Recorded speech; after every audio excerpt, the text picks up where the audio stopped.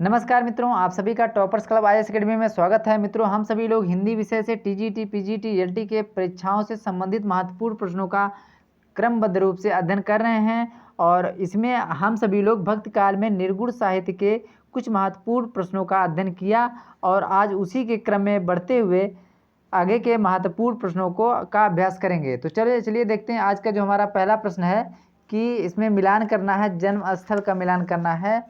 तो इसमें जो विकल्प आपका दिए गया है चार कि रैदास हैं, गुरु नानक है, सुंदरदास हैं और रजब हैं। इनके जन्म कहाँ हुए थे उस स्थल के बारे में हम लोग देखेंगे।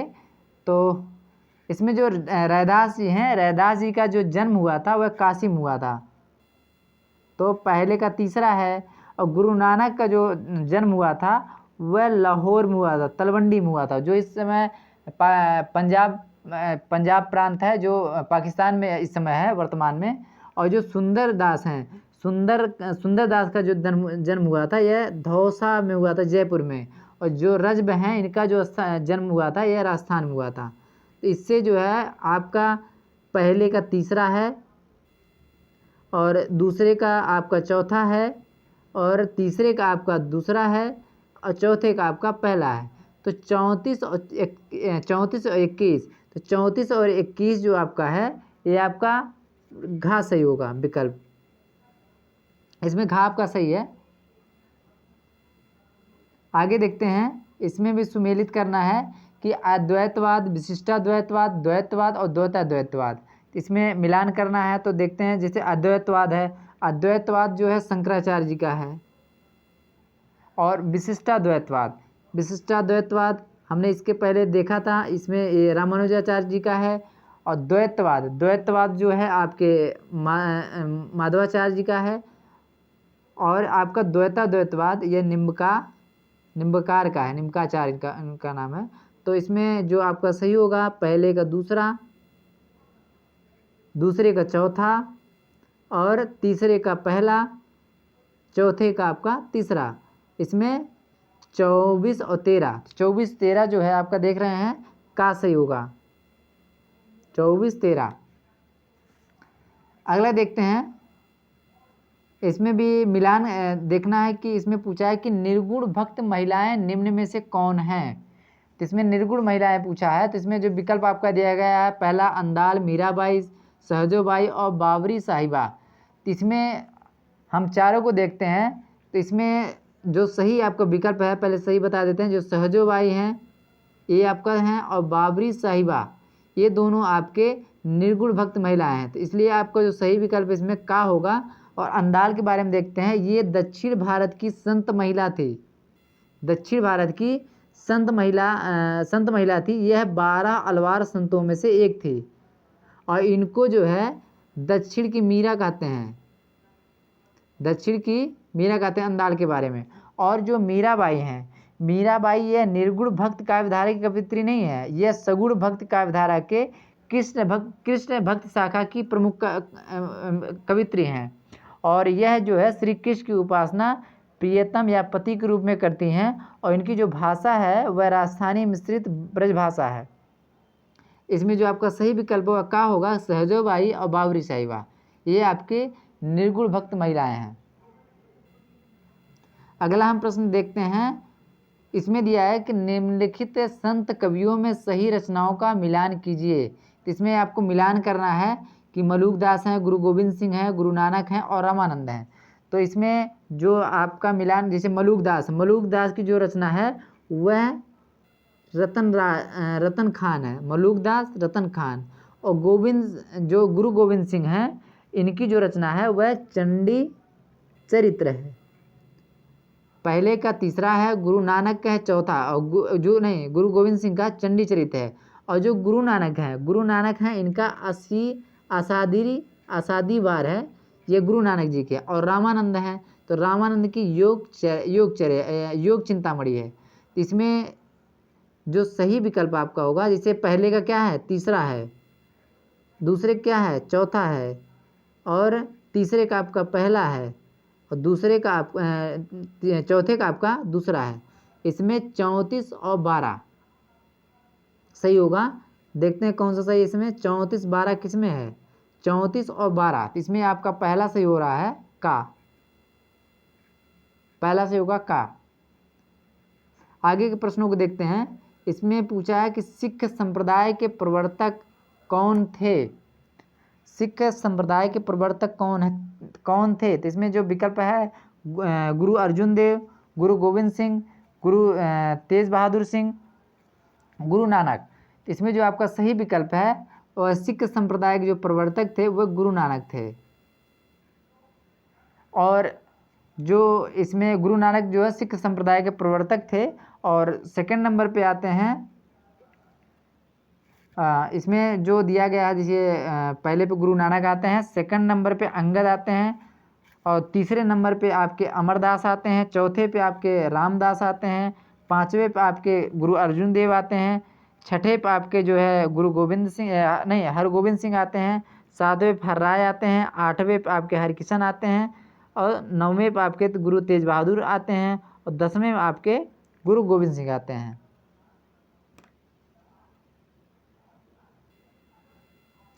अगला प्रश्न है कि हिंदी साहित्य के 1000 वर्षों में कबीर जैसा व्यक्तित्व लेकर कोई उत्पन्न नहीं हुआ। महिमा में यह व्यक्तित्व केवल प्रतिद्वंदी जानता है, वह है तुलसीदास। कबीर के संदर्भ में यह कथन किसका है। यानी कबीरदास और तुलसीदास के बारे में इन्होंने तुलना की है। तो इसमें जो विकल्प आपका दिया गया है रामचंद्र शुक्ल, हजारी प्रसाद द्विवेदी, राम कुमार वर्मा और डॉक्टर धर्मवीर भारती। तो यह जो कथन है कबीर के बारे में, यह कथन आपके खास होगा, हजारी प्रसाद द्विवेदी ने कहा था यह कथन। अगला देखते हैं। इसमें कबीर परिचय के अनुसार कबीर की मृत्यु किस वर्ष हुई थी। इसमें जो आपको विकल्प दिया गया संवत में दिया गया है, संवत विक्रम में दिया है। इसमें 1500 संवत 1575, संवत 1575, संवत 1596, संवत 1555, संवत 1585। तो इसमें जो आपका सही विकल्प है यह कबीर परिचय जो रचना है यह अनंत दास की है। इसके अनुसार पूछा गया है कि कबीर की मृत्यु किस वर्ष हुई थी। इसमें जो आपका सही विकल्प है वह का सही होगा, यानी संवत 1575 में हुआ था। और इनका अगर 1575 ईस्वी में हुआ था इनकी मृत्यु मगहर में हुई थी। और ईस्वी और विक्रम संवत में जो हम लोग करते हैं वो 57 का डिफरेंस होता है। यानी इसमें से जब हम 57 माइनस करेंगे 57 माइनस करेंगे तो ईस्वी में आ जाता है। अगला है कबीर के आविर्भाव के विषय में परिचय देते हुए प्रथम सांप्रदायिक ग्रंथ है। इसमें जो विकल्प आपका दिया गया कबीर परिचय, कबीर चरित्रबोध और भवतारण, पीपा की वाणी। इसमें जो आपका सही विकल्प है कबीर चरित्रबोध। अगला प्रश्न है कि बिठोवा भक्त किस संत को कहा जाता है। इसमें विकल्प आपका ज्ञानदेव, नामदेव, रामानंद और काशीपुर। इसमें जो आपका सही विकल्प है वह नामदेव को कहा जाता है। बिठोवा के भक्त यानी इनके जो गुरु थे उनका नाम जो था वह बिठोवा खेचर नाम था। उन्हीं के नाम पे जो है इनको उनके नाम पे ही जाना जाता है। इसलिए आपको जो सही विकल्प है वो खास ही होगा। अगला प्रश्न है किस वर्ग के कवि समाज के निम्न वर्ग से आए। तो इसमें जो आपका विकल्प दिया गया है कृष्ण भक्त, राम भक्त, संत कवि और शिव भक्त। इसमें जो आपका सही विकल्प है वह आपका संत कवि में आपके समाज के जो निम्न वर्ग तबके थे ज़्यादा लोग आए हैं। अगला प्रश्न है कि कौन रामानंद के 12 शिष्यों में नहीं है। इसमें विकल्प आपका है अनंतानंद, सुखानंद, नरहयानंद और राघवानंद। इसमें जो आपका सही विकल्प है वह है राघवानंद। राघवानंद जो है ये रामानंद के शिष्य नहीं थे। अगला प्रश्न है कि नाभादास ने दसधा शक्ति का आगार किसे बताया। इसमें विकल्प आपका दिया गया है रामानंद, कबीर, तुलसीदास और सूरदास। तो इसमें जो आपका सही विकल्प है वह है रामानंद।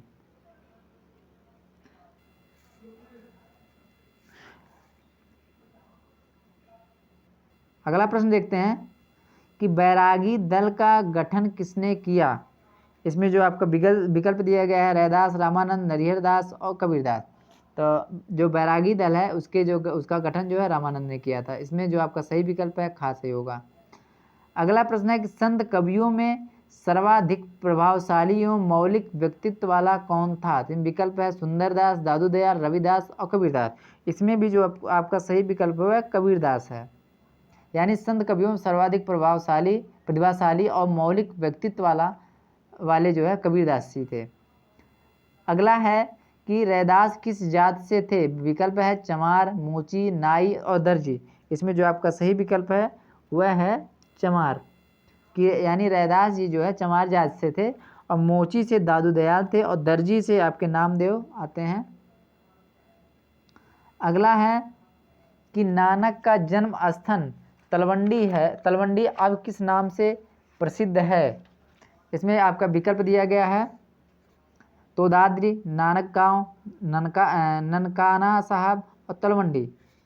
तो इसमें जो आपका सही विकल्प है यानी नानक का जो जन्म हुआ था वह तलवंडी में हुआ था। वर्तमान में इसको ननकाना साहब के नाम से जाना जाता है। यह पंजाब यानी पाकिस्तान के जो पंजाब प्रांत है उसमें आया है। इसमें वर्तमान में अगर देखा जाएगा तो यह पाकिस्तान में है। और अगर हम इनकी जन्म की बात करें नानक की तो इनका जो जन्म हुआ था ये 1469 ईस्वी में पंजाब में कार्तिक पूर्णिमा के दिन हुआ था और इनकी जो मृत्यु हुई थी वो 1539 ईस्वी में करतारपुर में हुआ था। अगला प्रश्न है कि नसीहतनामा के रचनाकार हैं। तो इसमें जो विकल्प आपका दिया गया है गुरु अंगद, गुरु नानक, गुरु अर्जुन देव, अमीर खुसरो। तो इसमें जो आपका सही विकल्प है गुरु नानक की रचना है नसीहतनामा। बाकी अन्य रचनाओं के बारे में हमने इससे पहले बताया था आप लोगों को, तो उसमें आप देख सकते हैं पिछले वाली वीडियो में। अगला प्रश्न है कि जोधपुर के पीपासर ग्राम से किस संत का जन्म हुआ। तो इसमें विकल्प है सिंगा, दादू दयाल, जम्बनाथ और लालदास। इसमें जो आपका सही विकल्प है वह जम्बनाथ है। जम्बनाथ का जो जन्म हुआ था वह पीपासर में हुआ था और सिंगा का जो जन्म हुआ था वह खजूर यानी खजूर एक है, खजूर गांव है जो मध्य प्रदेश में है वहाँ हुआ था। और दादू दयाल का जो जन्म हुआ था वो अहमदाबाद में हुआ था और जो लालदास हैं इनका जन्म राजस्थान के अलवर में हुआ था। अगला प्रश्न है कि जम्बराथल नाम से किस संत की समाधि स्थल विख्यात है। विकल्प है सिंगा, जम्बनाथ, जलंधरनाथ, दादू दयाल। इसमें जो आपका सही विकल्प है वह जम्बनाथ। जम्बनाथ का जो समाधि स्थल है वह है जम्बराथल। अगला प्रश्न है कि दादू पंथी भक्तमाल के रचयिता कौन है। तो इसमें विकल्प आपका दिया गया है हरिराम, हरिदास, नारायण दास और राघव दास। इसमें जो सही विकल्प आपका है राघव दास। अगला प्रश्न है कि हरिदास निरंजनी का ग्रंथ नहीं है। इसमें नहीं पूछा है। इसमें जो विकल्प आपके दिए गए हैं अष्टपदी जोग ग्रंथ, चेतावड़ी, समाधि जोग ग्रंथ, निरपख मूल ग्रंथ। इसमें जो आपका सही विकल्प है वह चेतावड़ी है। बाकी सब किसकी रचना है ये हरिदास निरंजनी की। अगर हरिदास निरंजनी की सारी रचनाएं जो है यह सरल ब्रज भाषा है। अगला प्रश्न है कि किस संत कवि ने निमाड़ी भाषा में सर्वाधिक में भी रचनाएं की हैं। तो इसमें विकल्प है दादू, मालुकदास, सिंगा और सदना। इसमें जो आपका सही विकल्प है वह सिंगा ने जो है निमाड़ी जो इनकी रचनाएं हैं वह निमाड़ी भाषा में इन्होंने लिखा है। इसमें जो मलुकदास हैं इनकी जो भाषा है अवधी और ब्रज भाषा में लिखते थे। अगला है नगला भरतपुर में किस संत की समाधि स्थित है। विकल्प है लालदास, दादू बाबालाल और रज्जब। इसमें जो आपका सही विकल्प है वह लालदास। नगला में लालदास की जो है समाधि स्थल, और दादू जो समाधि स्थल है वह भराना के राजस्थान में। अगला है गरीब दास और मिस्कीन दास किसके पुत्र हैं हुए? तो इसमें विकल्प है रज्जब, दादू, रैदास और सिंगा। इसमें जो आपका सही विकल्प है वह दादू के पुत्र थे, गरीबदास और मिस्किन दास। अगला प्रश्न है कि अलख दरीबा नाम से किसका सत्संग अक्सर प्रसिद्ध है? तो इसमें विकल्प है ध्रुवदास, रज्जब और लालदास, दादू। तो इसमें जो आपका सही विकल्प है वह दादू का है। अलख दरीबा जो है ये सत्संग स्थल है, ये दादू दयाल का प्रसिद्ध स्थल है। अगला है दादू की रचनाओं का संपादन दादू दयाल नाम से किसने किया? विकल्प है परशुराम चतुर्वेदी, प्रभुदयाल मीतल, विश्वनाथ मिश्र और श्याम सुंदर दास। इसमें जो सही विकल्प है आपका वह परशुराम चतुर्वेदी। अगला प्रश्न है कि असरारे मार्फत नादिरू निकांत किस संत की रचनाएं हैं? तो इसमें विकल्प आपका दिया गया है मलुकदास, सुंदरदास, बाबालाल और रज्जब। इसमें जो आपका सही विकल्प है बाबालाल की रचना है। अगला प्रश्न देखते हैं, कौन सा संत सवैयों की रचना करने में सिद्धहस्त था? तो इसमें विकल्प आपका रसखान, सुंदरदास, रज्जब और रैदास। तो इसमें जो सही विकल्प आपका है वह सुंदरदास। सुंदरदास जो है यह संत काव्य परंपरा के सर्वाधिक काव्य कला और निपुण विद्वान कवि थे। अगला प्रश्न है कि सबंगी और वाणी किसकी रचनाएं हैं? इसमें विकल्प आपका दिया गया रज्जब, सुंदरदास, सदना और पीपा। इसमें जो सही विकल्प है आपका रज्जब की सारी रचनाएं हैं। अगला प्रश्न देखते हैं कि रामानंद के शिष्य संत सेन किस जात के थे? तो इसमें जो विकल्प आपका दिया गया मोची, धुनिया, नाई, पंडित। इसमें जो आपका सही विकल्प है वो नाई। रामानंद के जो शिष्य सेन हैं ये नाई जात के थे। और अगला प्रश्न देखते हैं कि संत रज्जब का वास्तविक नाम नाम है? तो इसमें विकल्प है न्यामत खां, रज्जब अली खां, रहमत अली खां, अली हसन। इसमें आपका खास होगा रज्जब अली खां, रज्जब का वास्तविक नाम था। अगला प्रश्न है कि शांत, सरसी और निरंजन संग्रह किसकी रचनाएं हैं? तो विकल्प है निपट निरंजन, हरिदास निरंजन, संत वीरभान और गुरु रामदास। इसमें जो आपका सही विकल्प है वह है निपट निरंजन। ये जो रचनाएं हैं ये निपट निरंजन की है, शांत, सरसी और निरंजन संग्रह।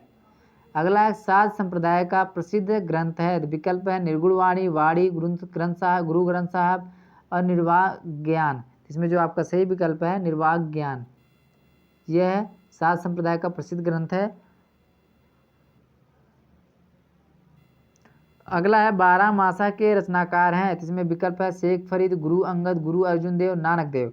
इसमें जो आपका सही विकल्प है गुरु अर्जुन देव की रचना है 12 मासा। अगला प्रश्न है नानक की वाणियों का संकलन